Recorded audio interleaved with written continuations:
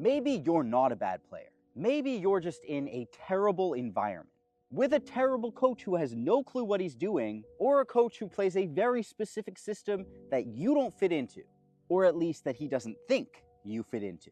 And maybe what you actually need to start playing well again is a fresh start.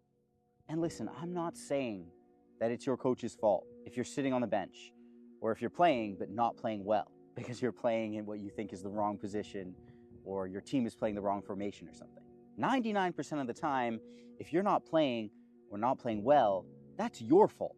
And you shouldn't be worrying about what your coach does anyway, because you don't control him, you only control you.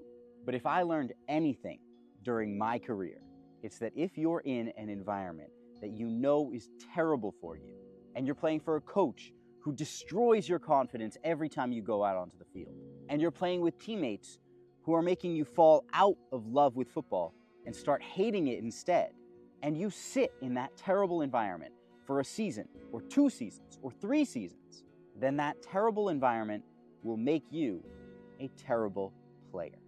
As soon as you realize that it's a terrible environment for you, get out. Your football career will probably be much shorter than you think.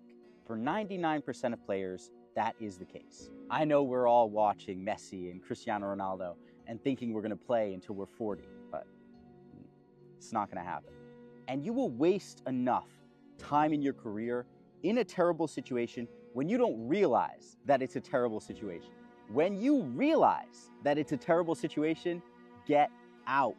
And listen, maybe you're playing for an amazing team, or playing for a very high-profile team, or you're playing for a coach who everyone thinks he's amazing. It doesn't matter. If you think the situation is terrible for you because your coach is always screaming abuse and swearing at you, because you're rotting on the bench when you think you deserve to be playing, or because your teammates are always bullying or picking on you, then I don't care what team you're on the wrong team. And every second that you sit there is a second that you could be playing for the right team. Could being the most important word in that sentence, because maybe you leave and you go to another wrong team. You don't know. But don't sit in a situation that you know is wrong for you, because I did that a couple times in my career. And I stayed because the team was good, or the team was playing at a very high level, and in the end, I left anyway. And when I finally left, it was like taking a breath of fresh air again.